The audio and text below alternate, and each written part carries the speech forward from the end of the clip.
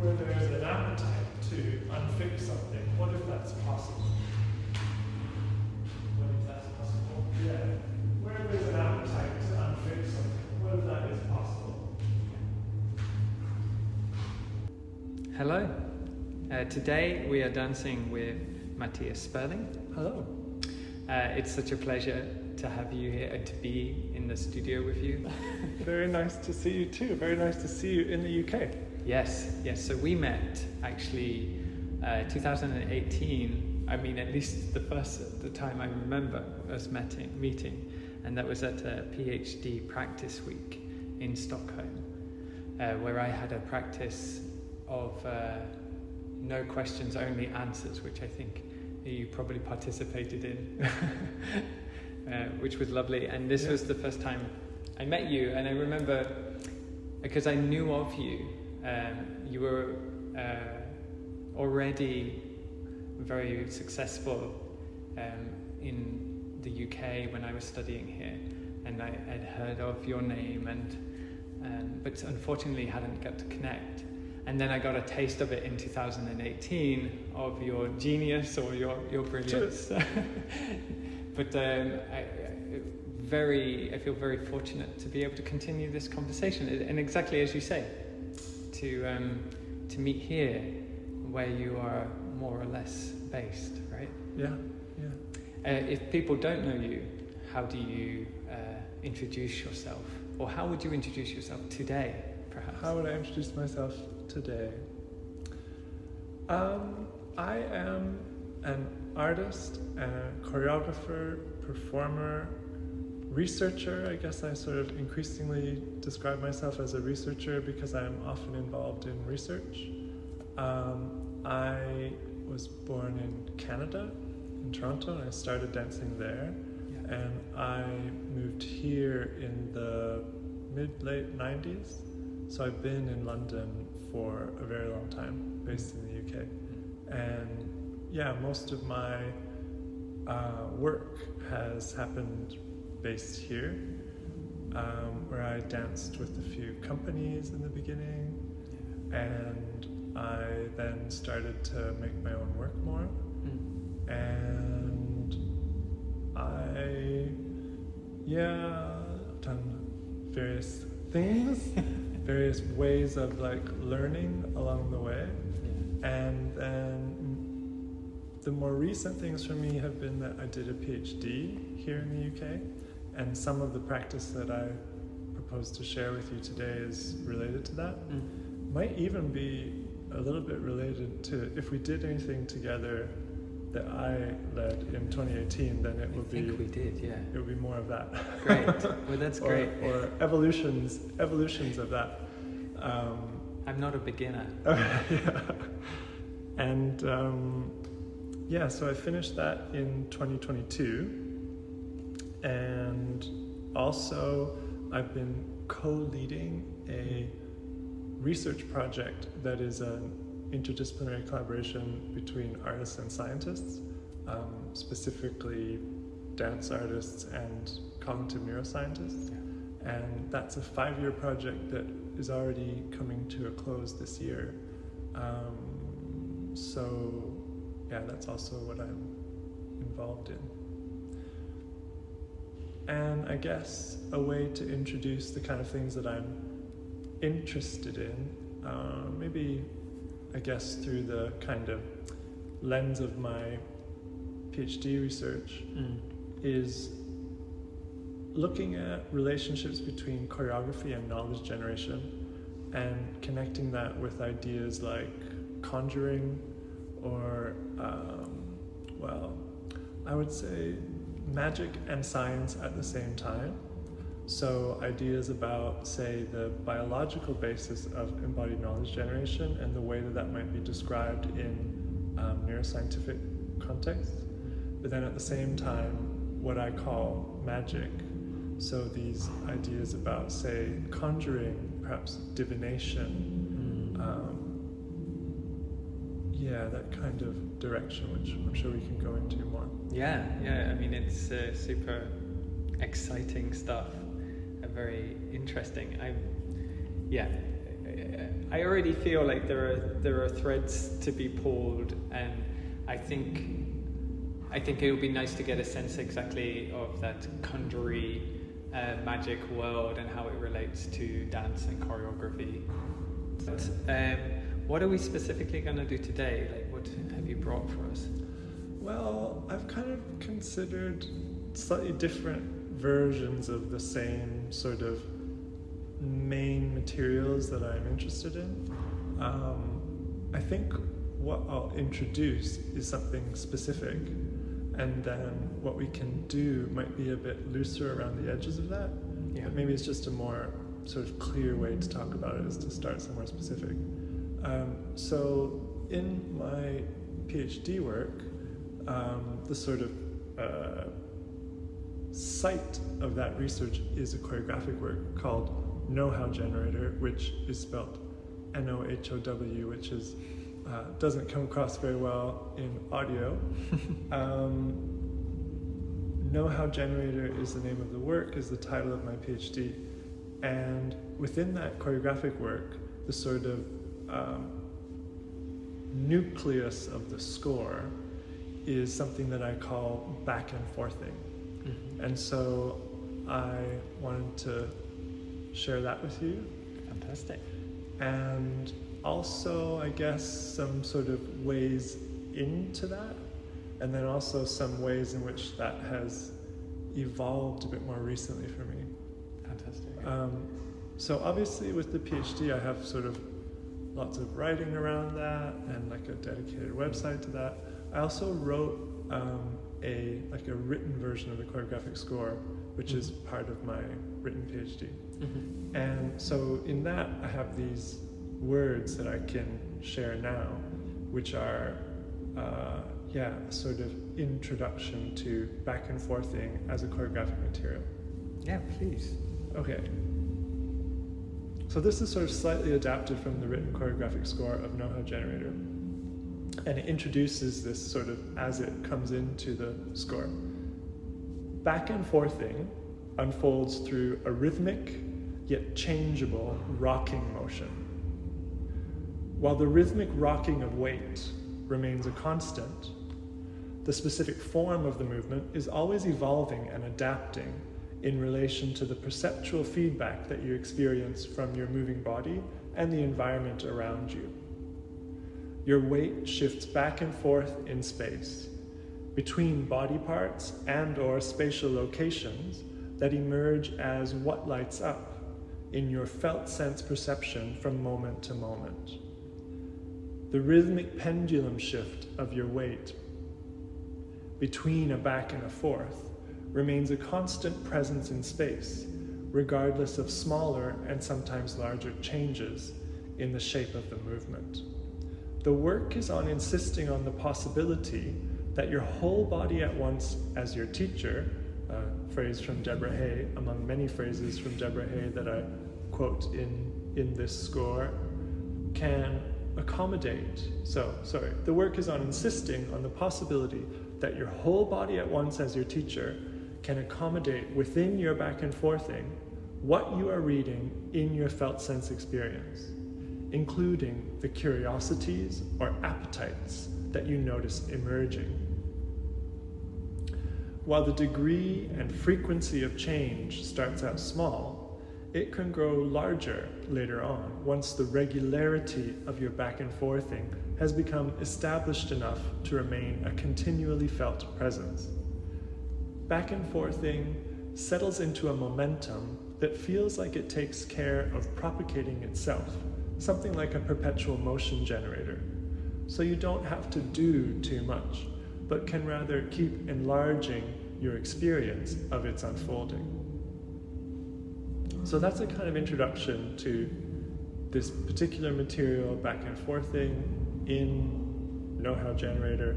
And so Know-How Generator is a work that was first performed in 2019 and that I'm still happily, that we are still performing now. And a couple of things that I want to say about this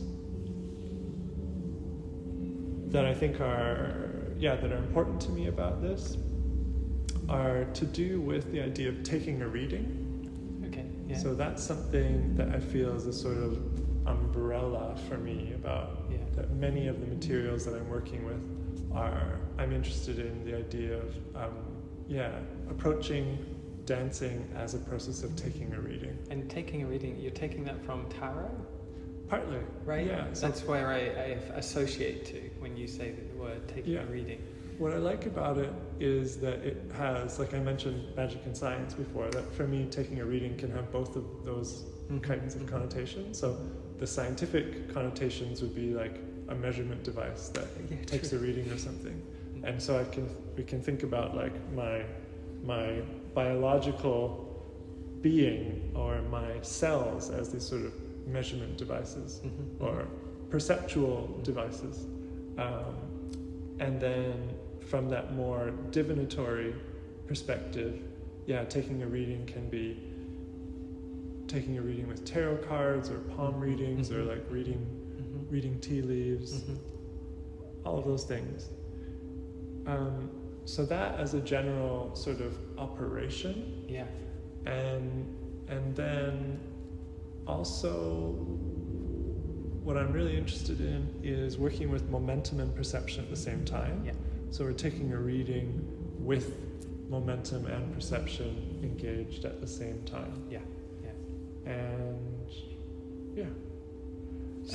So if I understand, if I can already sort of try to surmise, we're going to be with this rocking motion, I assume, and we are going to be taking a reading from it, so allowing it to occur, and like you say in the text, the motion can enlarge and get small. I was wondering, is breathing already a sort of rocking motion? I was sort of, as a way to try and understand how you're thinking it. Is it like small dances of Steve Paxton where we're already in movement, or are we generating the movement? Just out of curiosity, like a practical question maybe. Well, for me, I guess it has to do with the way that I think about momentum. And so for me, I'm thinking about my whole mass in relation to momentum. Okay. And so there's a relationship to gravity in a way that I think breathing doesn't necessarily have. So it's, So generally with this material, I'm working with a little bit more expanded relationship to gravity and momentum. Great, that's clear. Yeah. And partly, I guess, what I'm interested in is, how to, a lot of it for me has to do with being able to draw on different ways of working that I've practiced throughout my history of dance. And so this thing about momentum and the more expanded range has partly to do with how to make links with more expanded ranges.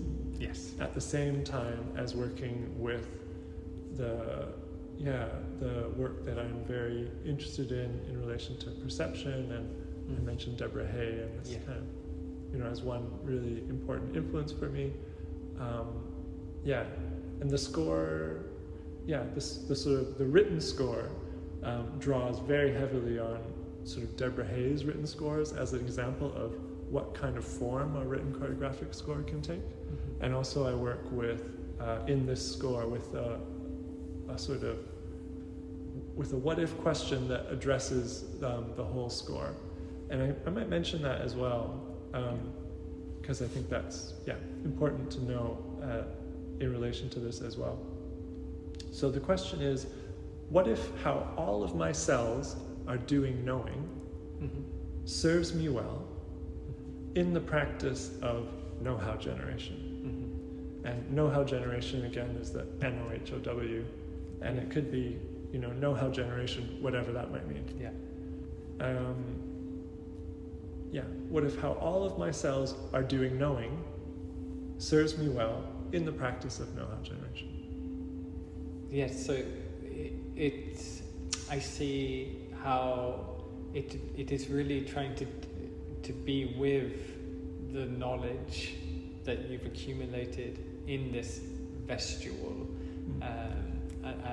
body. Yeah, and then the Deborah Hay score, the what if, it is suggesting that it's there in the body, and then for the know-how generation, just to sort of name that, because normally it's no K N O W, right? Yeah.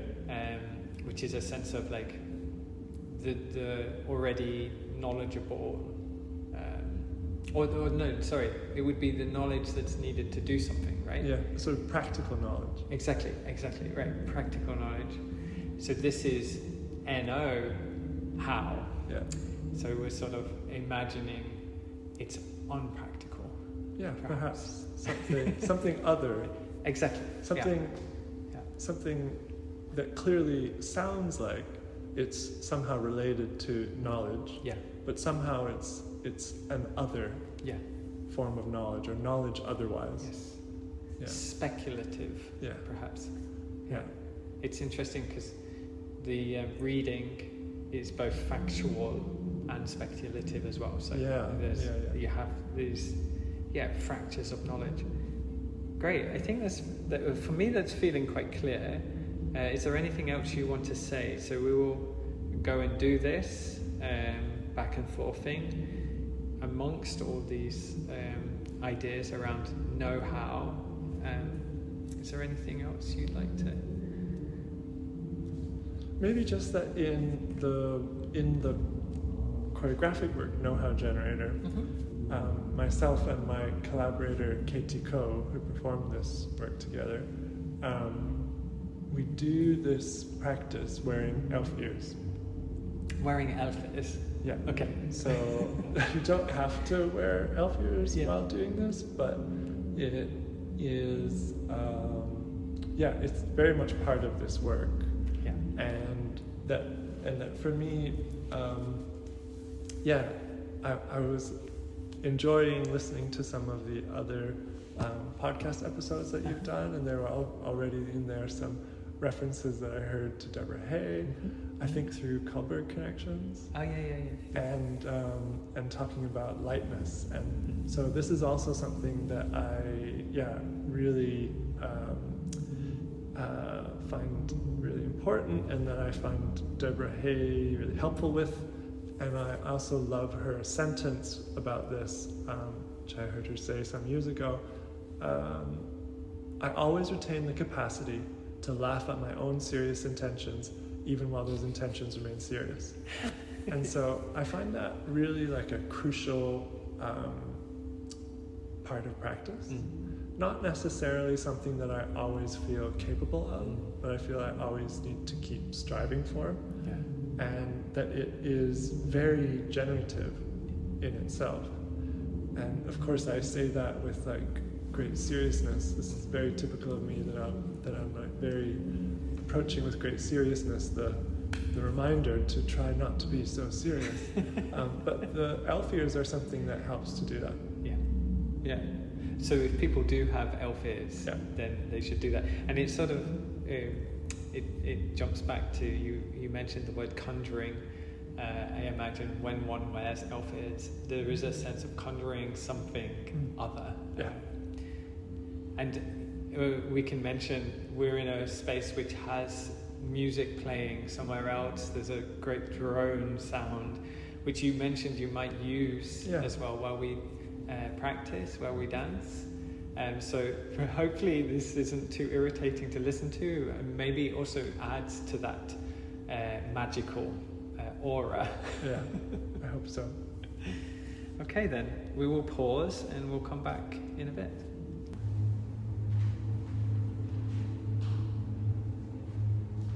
Where there's an appetite to unfix something, what if that's possible? What if that's possible? Yeah. Where there's an appetite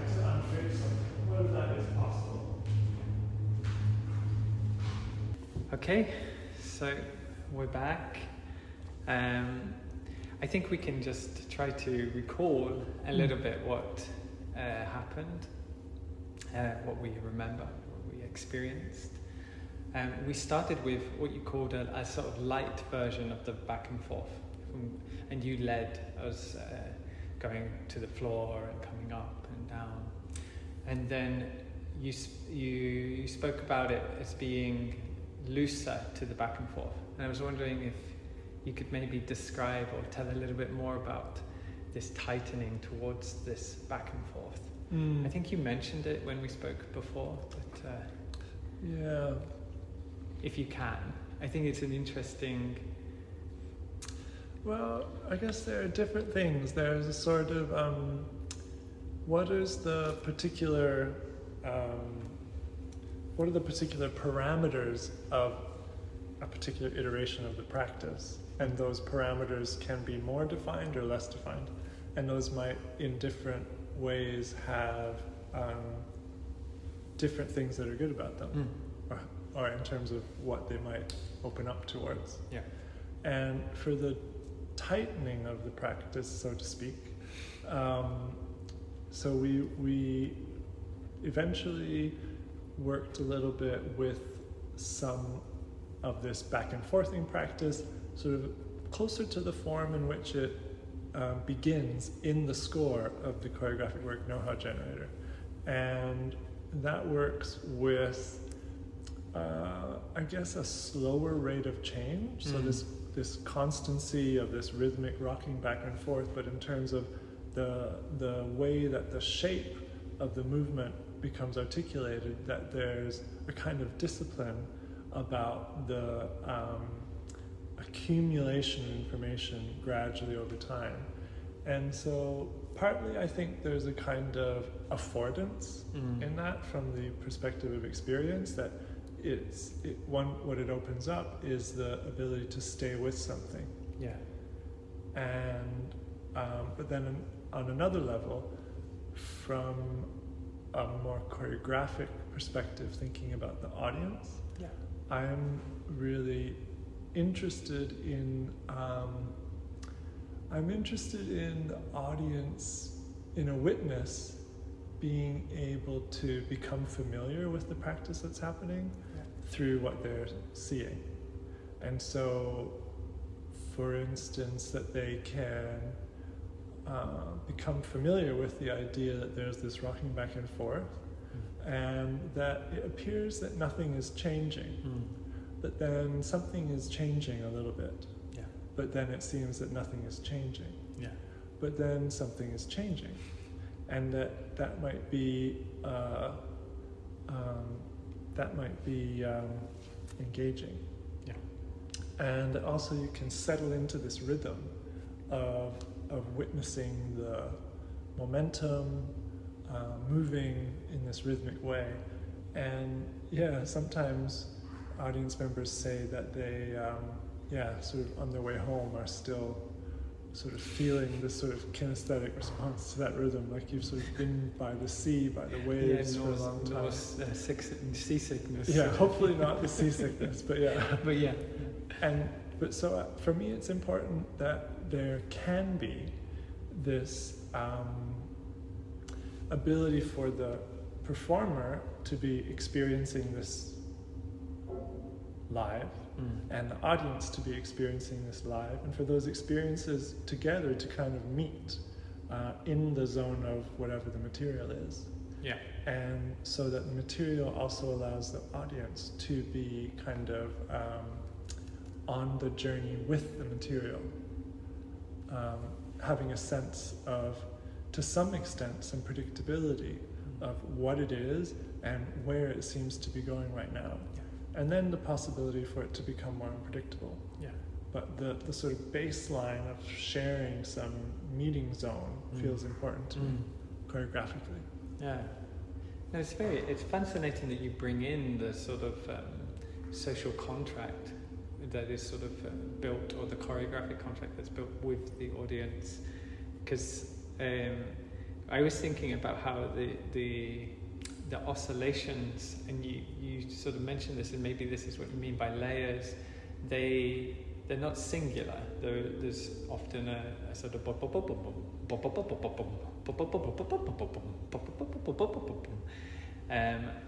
and I was sort of very curious about, you had an insistence on momentum, right? And I think this was a very interesting insistence, because it for me feels that actually perhaps that it's between that social contract, a sort of producing of a contract of how am I recognizing the entirety of my center of gravity, maybe, or how is that felt and moved into the space? Because these oscillations, they could be quite micro and not communicative at all. Because the sort of the momentum of walking or rocking forward and backwards, and then sort of dissipating into the multiple frequencies in the body, could then sort of distill into a almost standing sort of feeling. That's the feeling I got. However, there was a sort of desire to be with the center of gravity and its momentum. Yeah. And maybe that relates a little bit to what you spoke of as now I'm going to forget the term, but I want to say spotlight, but it wasn't spotlight. What lights up? What lights up. It's a fantastic phrase, yeah, what lights up. I guess that sort of maybe is also a key into how I was also interpreting as well, like that imagination of the attention of perception being almost like a spotlight. But how does that resonate with you, this sense of the conceptualization of momentum, maybe, within this, what we did now? Well, there's a lot, so I'm curious to know a bit more about the connection you were just making between momentum and what lights up. So essentially, so I like to talk about momentum and perception. And so for me, what lights up is a kind of operation of perception, a way of working with my perception in a way that I find helpful because it's a simplification. Yeah. And so in effect, what lights up for me is a lot about allowing my attention to be with one or a few things at any given moment, as opposed to the sometimes overwhelming attempt to be with everything I'm perceiving on every level at the same time, which I think is more my understanding of how a lot of how Deborah Hay has worked, that she doesn't sort of narrow the field of perception, but is working with everywhere that I am. And I guess sometimes I'm using what lights up as a kind of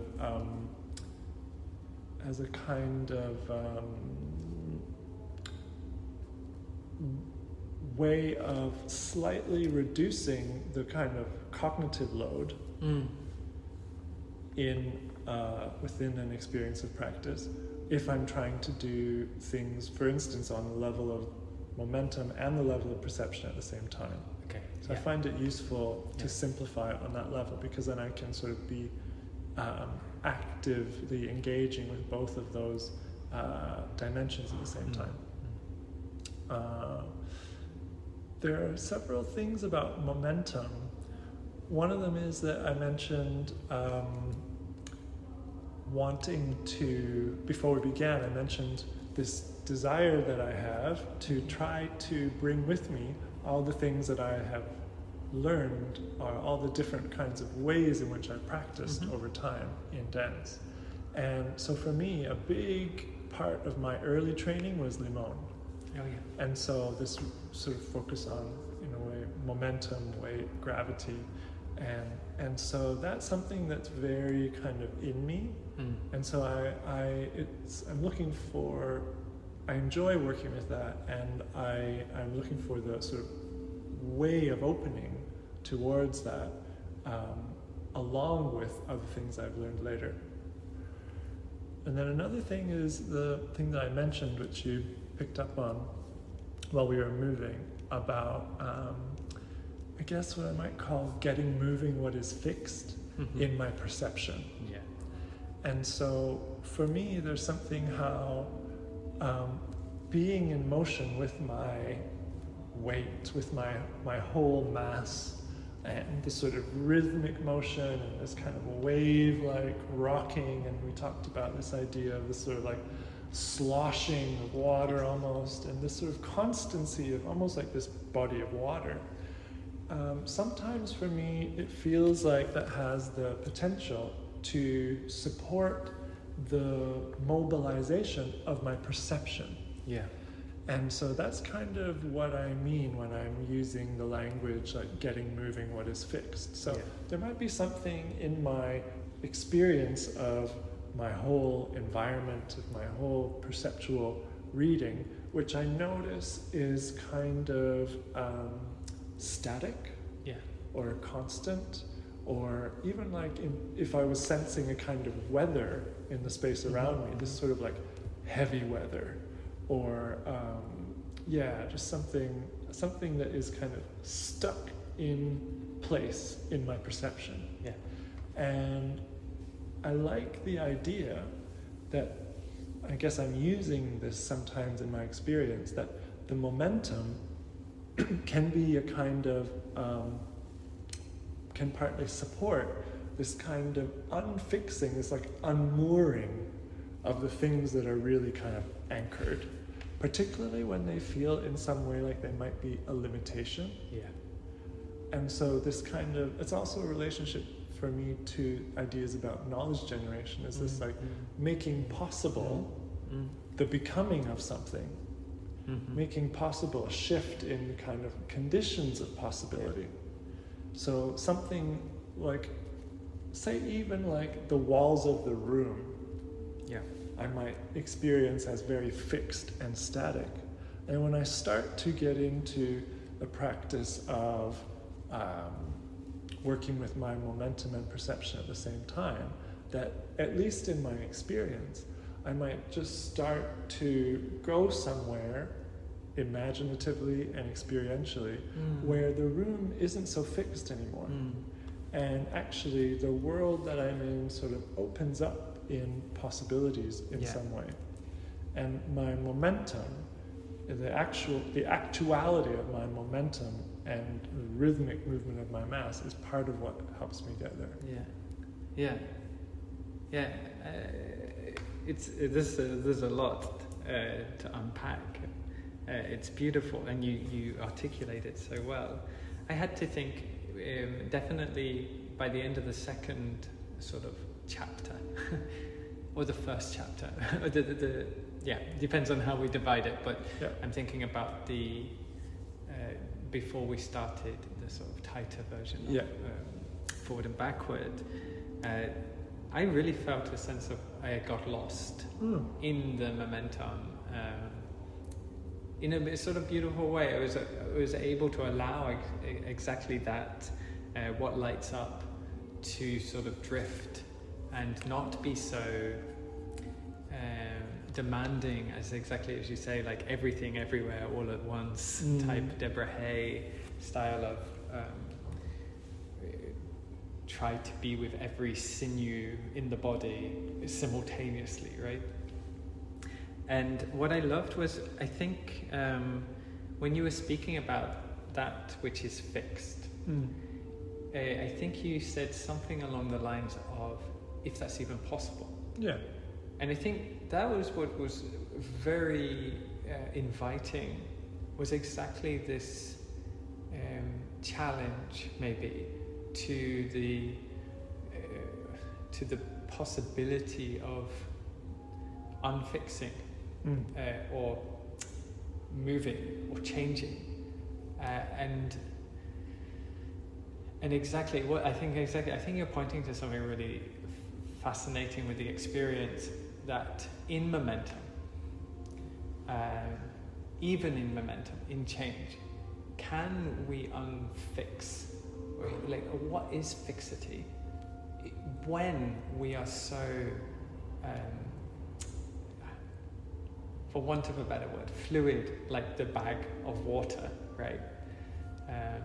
Sort of oscillating inside of these conditions of perception and awareness and body and space. And there's something very, beautiful there.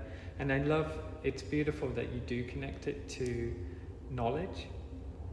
I have to think of epistemological anarchy.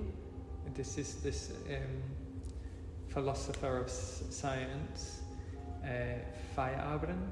I'll write it down because I'm not pronouncing anything very well. And he does this very provocative move after Popper, who is another philosopher of scientific method.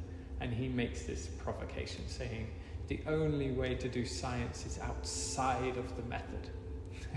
Sort of insisting that the change comes from happenstance, comes from if whatever you do within the method is only going to reproduce the same method, sort of thing. And I think in a way, and I know you're working with neuroscientists, is that right? Yeah. So I think it also produces a challenge to, I'm not agreeing or maybe making any connection with the scientific method, but to the sense of change in the brain. And I have to think of plasticity and how it seems to provide the model for structured structurelessness, a sort of anarchy, an ability to be, to change but still remain structured in some way. At least this is my understanding of plasticity from what I've read of Catherine Malabou. This is a philosopher who looked at the concept of plasticity. So it makes me want to talk about plural epistemologies. Oh, nice. And so I guess this is in relation to lots of different things for me. So, let's say in relation to my work with collaborating on research with neuroscientists. So if I were to say that there's a particular epistemology at work in their practice, then I find it really important that the artistic research of my practice or other artists' practice can coexist with bringing different epistemologies that can be in contact with each other, and that can. That's how I see, from my perspective, one of the things that's most important to me about the Neurolive research project that I'm currently still involved with, a 5-year project that is in its 5th year now. They're around these performances that we've made in the past few years, inviting different artists to create new works. The artistic research is happening and the scientific research is happening in these kind of interwoven ways. And so that for me is particularly important coming out of my PhD research, which was before this Neurolive project. And so, these kind of ideas about plural epistemologies, and in relation to my own practice of dance choreography, and specifically something like back and forthing, I also see that, through my understanding, the way that I understand embodiment, I understand my body to contain plural ways of knowing, plural epistemologies. And so I have these embodied capacities, some of which are more rational, some of which, and more sort of towards the rational, the language-oriented. And then I also have embodied capacities of ways of knowing that are felt sense, that are intuitive, that are what I like to think of as more than rational. Yeah. And these things are part of my being. And also, I mean, they can be, one of the ways that they can be described is through, I guess, neuroscientific or cognitive scientific lenses, including the intuitive, including the less conscious or non-conscious. Like, all those things can also be described through a scientific lens, and I'm quite excited by the ways in which they are being more and more described and integrated with each other. And so when I refer to cognitive science in my own interests, I'm often referring to those people in that field who are really tuning into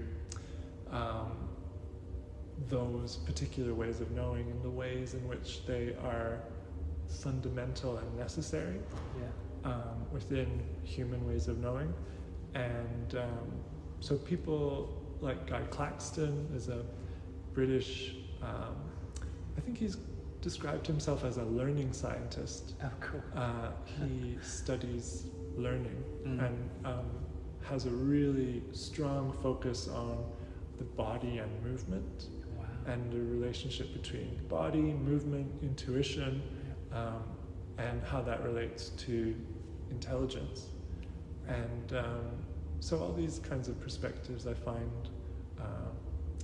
I find that they have a lot of kinship with the kind of experiences that I think I and lots of other people have in dance practices. Yeah.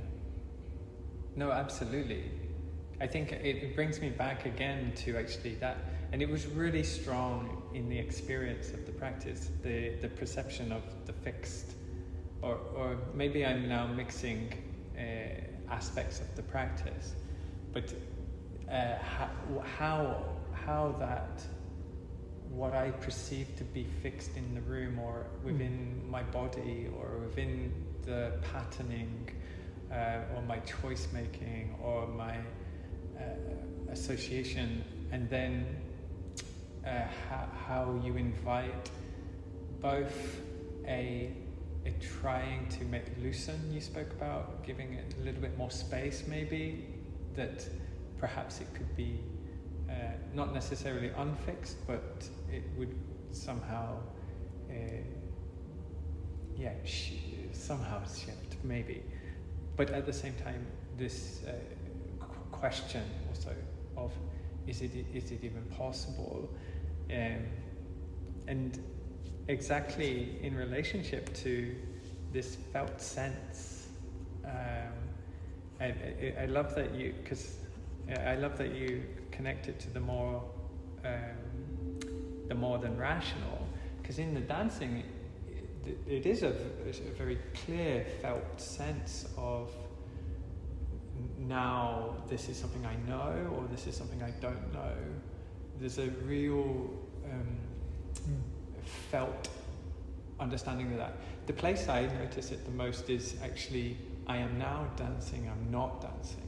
Actually that felt sense between what I perceive to be fixed maybe as dance and not as dance.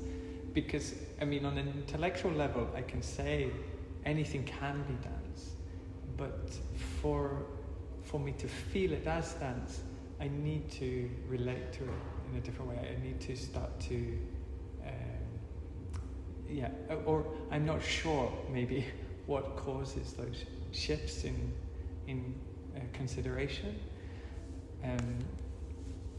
But that fixity and definitely these elements of consciousness, being aware of certain parts of the dance, or of what is fixed or not fixed, is really important. And returns me again, and I think it's very notable that you're not you seem to have an interest with the performance, the presentation of dance. It's so there's also involved in this, and I brought up social contract, right? A making conscious of, or sharing a consciousness of, sharing a perception of something that seems to exist, that a felt sense or a rational understanding, a reading, if we will, right? Yeah. It's super beautiful. The levels, this is what I think I'm trying to describe, is that it goes from a very perceptive, very felt place, and it can be extrapolated right to the stage in a social, political context around knowledge production. Yes. Yeah, that's definitely how I see it. There was so much in what you just said. A couple of things that came up for me as you were just speaking, where when you were talking about feeling what you're doing as dance, it made me think about, I think that for me,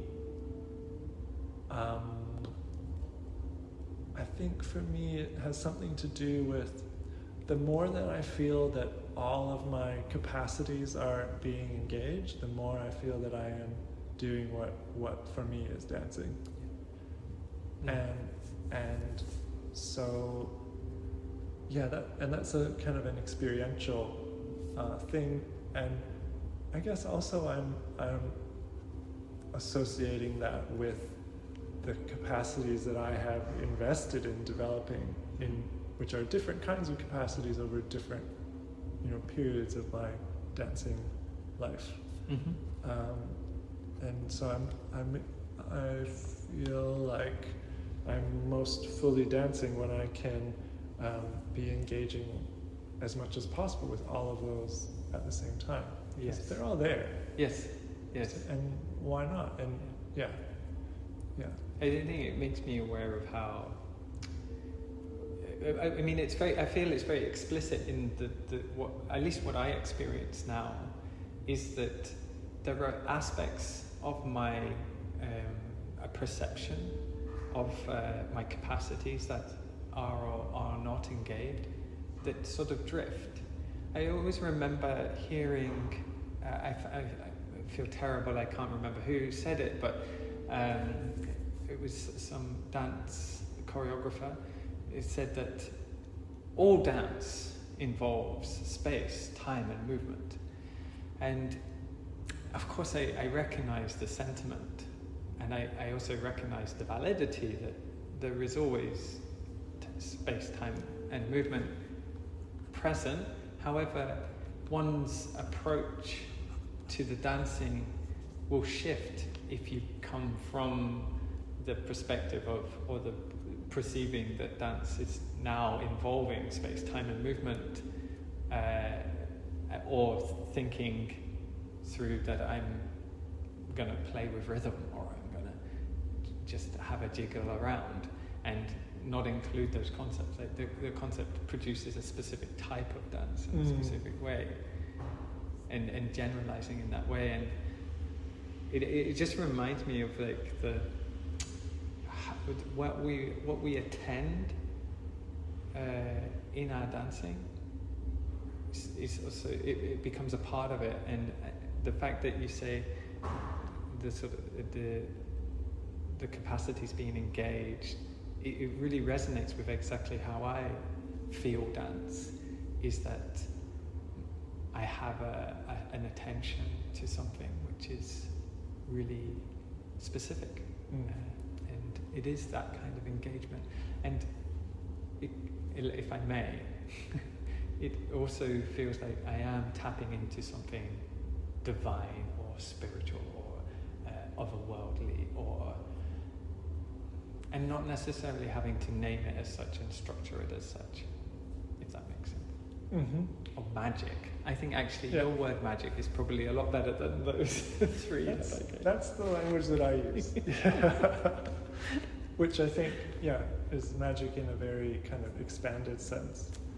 I contrast it with science, but I also associate it with science. So magic and science at the same time is a phrase for me that comes from Aby Warburg, who was an art historian who died in 1929, who had some very interesting epistemological approaches and a kind of special attention to movement as the lens through which to trace history. Yeah. So the reoccurrence of gestures over time was what he traced. Okay. And so movement became a very sort of central part of his way of reading time. And so he has a category called magic and science, which is one phrase, the two of those things held together, which I really love. And so what I take from that in relation to the way that I like to think about choreography and about sort of a choreographic epistemology almost, is this coexistence and complementarity between magical ways of knowing and scientific ways of knowing at the same time, which I think about the scientific ways of knowing as objective ways of knowing, and I think about the magical ways of knowing as subjective ways of knowing. And when I think about my own body, I think about how I have both these objective ways of knowing and subjective ways of knowing always happening in coexistence with each other, in collaboration with each other at the same time. I've been grappling a little bit with Cindy Millstein, a theorist actually in anarchism. She expressed how one of the challenges with anarchism is to hold both freedom from and freedom for simultaneously, positive freedom and negative freedom, and it somehow resonates, right? That to be with the objective and the subjective simultaneously, it contradicts one another. It feels like they ask for each other to be excluded from one another, and yet at the same time, I think on a felt level, they have to be incorporated somehow. I don't know. That's a really big question.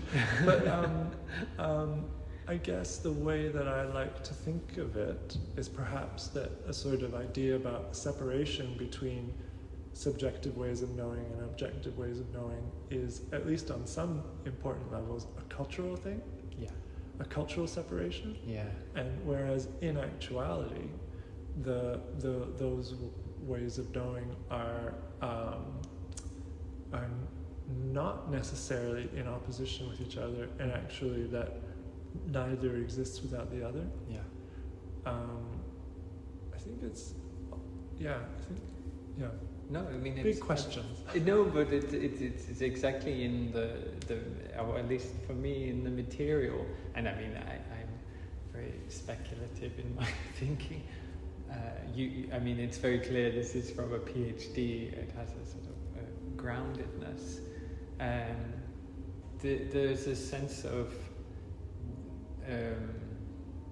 it's very Western to actually have this knowledge constructed in this way. I would say. And so for me, it relates to the sort of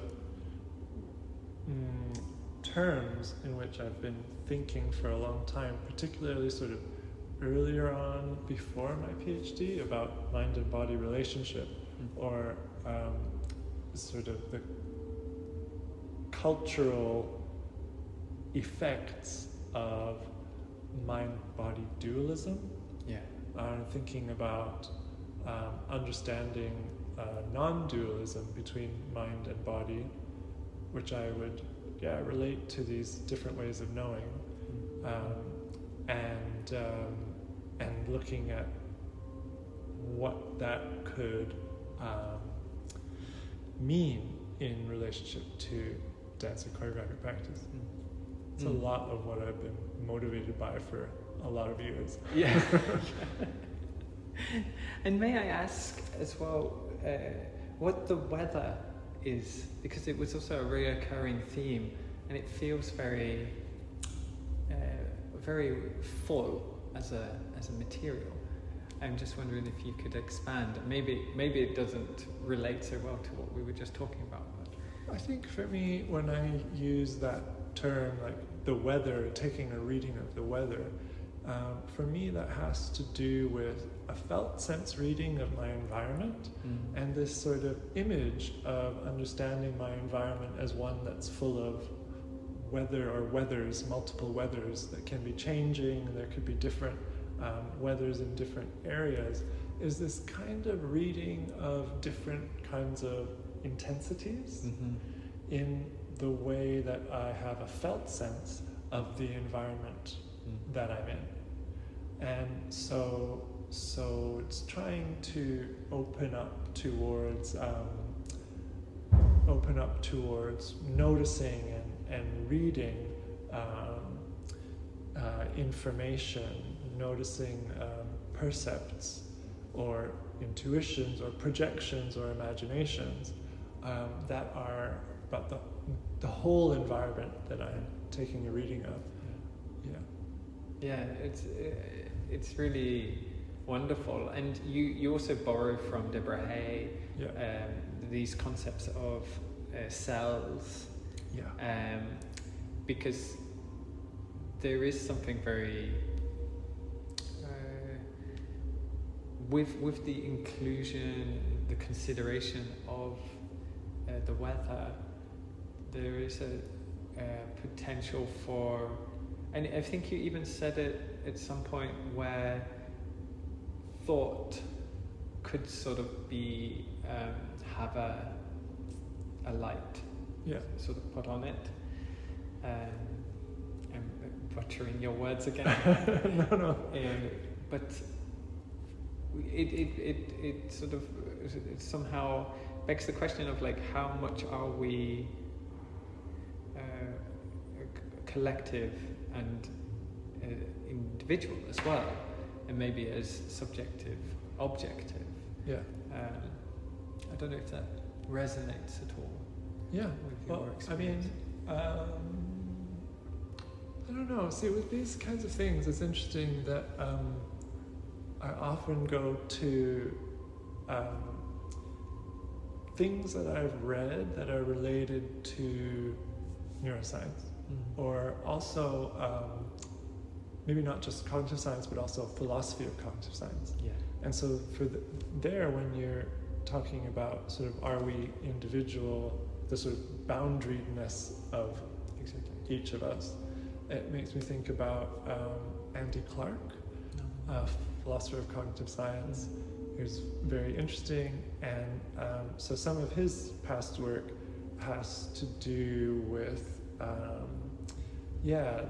this sort of the way that our mind, our cognition doesn't stop at the edges of our skin, but that there are lots of ways in which our cognition extends into our environment, and also in lots of ways. Guy Paxton really goes into this as well, about how our cognition is so relational as well, and how just how interwoven we are, and how not sort of boundaried we are. So I think there's something about this kind of some of this kind of neuroscience perspective that I just find really helpful, because it's very there's something very clear about the propositions that are being made. And sometimes I also really love reading things that are not from within dance or within, even from necessarily very concerned with art, art making, art history, but these sort of like other, touching into something from another discipline sometimes just helps me kind of shift my own thinking more. Yeah.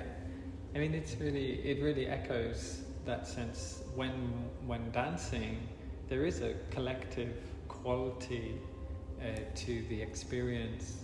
Even within the ballet classes I've done, you're completely muted. I mean, because of the discipline in the room, there's no speaking, or little speaking involved, and yet the communal quality of being in conversation with these different bodies, be it in unison or be it not in unison, but and there's something magical about that as well, right? There's when it brushes up with maybe the narrative, the grand narrative or the learned narrative of science that we've sort of been taught. I have to think of David Graeber really framed it well for me in a book on anthropology, The Dawn of Everything, I think it's called, and he speaks about how colloquially we have these grand narratives that we start as sort of small bands of communities, and then the bigger the band of people comes, the more control and structure that is needed to control the people, and yet the science actually gives a different story. And then thinking about how these what you're describing through the science that you're reading and so on is actually something of a bigger, more complex picture, a more magical picture than maybe what one would first assume is the nature of personhood, of collectivity, of objectivity, subjectivity. I absolutely love that, because of the way that I use the phrase magic in science, I love the way that you just, framed science as, in some situations, the more magical influence. I love that. And sometimes that is true for me. And but of course, you were talking about, in relation to David Graeber, these kind of like power dynamics. Yeah. And in a sense, if I can say it that way. And of course, science has been, often is, a tool of that. Yeah. And so I even though I'm interested in engaging with science, for me it's important to also keep approaching this idea of plural epistemologies, as opposed to a kind of hegemony of knowledge that only science can own. And I feel like for me there's something very immediate about that subjective experiences of dancing are these these experiences that are full of knowing, full of the coming into being of knowing, and that they definitely stand in the same world as a system of knowledge like science. Yeah. It's beautiful. It's really beautiful, and I think I'm going to wrap up a little bit. Yeah. But I feel so. It's so wonderful actually to be invited to be beside that tension between all of those conflicting knowledges, exactly the pluralistic nature perhaps of knowledge, maybe not conflicting per se makes it too somehow binary. Yeah, but they also sometimes are conflicting. You have to acknowledge that too. Of course. But they're not all conflicting. I think that was what I wanted to not emphasize, that it's all conflicting, but that it's plural is a better description. Yeah. And some are conflicting and some aren't, and vice versa.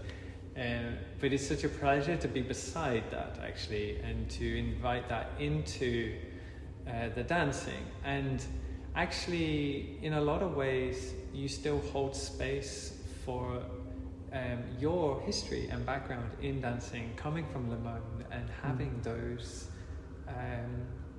practices, those sort of those histories, and yet allowing them to come with you into this sort of research and speculative space. It's such a pleasure. Yeah.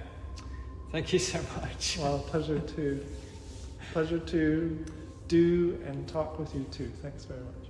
But if people are curious to get in touch with you or to know about anything that's up and coming, you've mentioned a little bit the work that you'll be doing with in Stockholm. Yeah.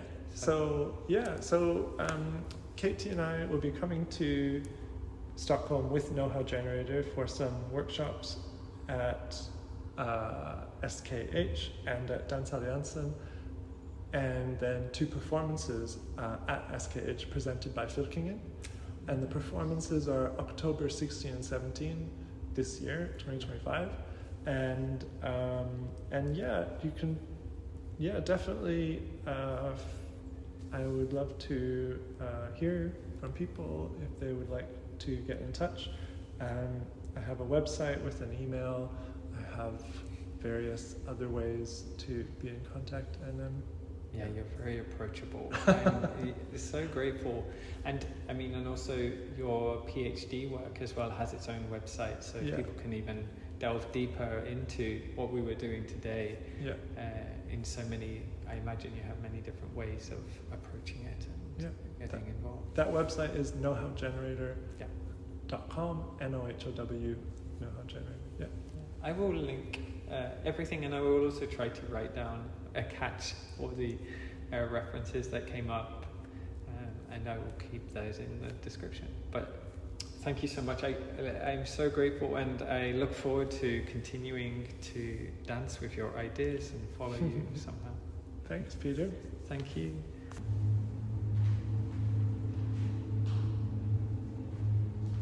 Where there's an appetite to unfix something, what if that's possible? What if that's possible? Yeah. Where there's an appetite to unfix something, what if that is possible?